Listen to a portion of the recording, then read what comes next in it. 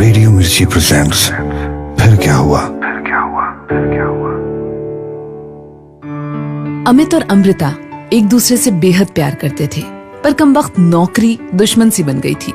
अमित दिल्ली में और अमृता बैंगलोर में, और इसीलिए व्हाट्सएप ही उनका इकलौता सहारा था। सुबह से लेकर शाम तक दोनों व्हाट्सएप पे ही एक दूसरे का हाल जान लेते थे।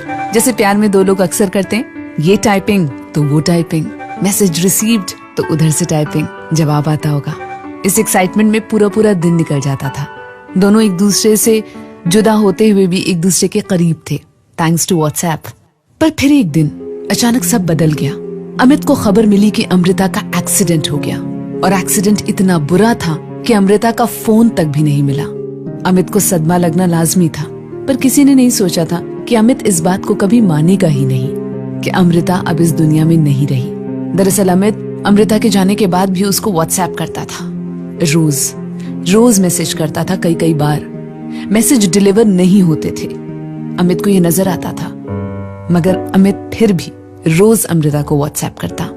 ये सिलसिला कुछ 6 महीने तक चलता रहा, पर फिर अचानक एक रात अमित अमृता को गुड नाइट व्हाट्सएप करके सोने ही जा रहा था कि अचानक उसने देखा कि अमृता के व्हाट्सएप विंडो पे लिखा आ रहा था, टाइपिंग।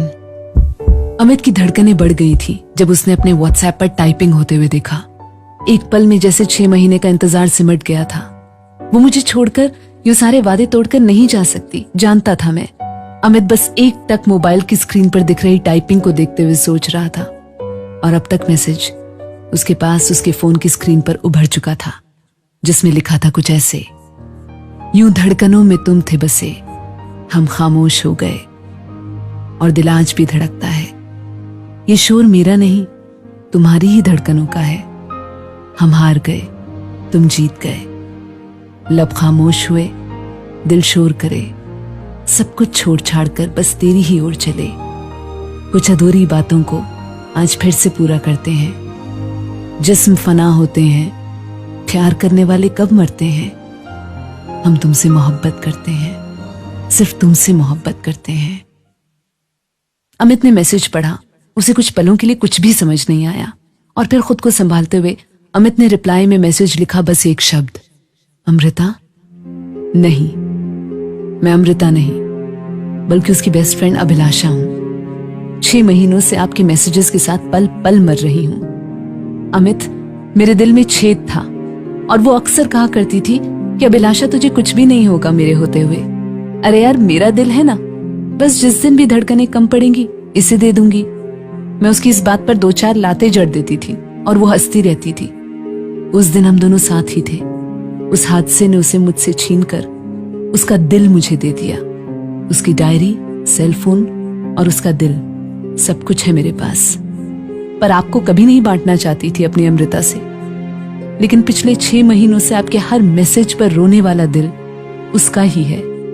अमित मैसेज के साथ बह रहा था अश्कों में, और उसने रिप्लाई में लिखा, तुम अभिलाषा हो या अमृता, मैं नहीं जानता, पर जिस दिल से मेरी धड़कनें जिंदा हैं, वो आज तुम्हारे पास है।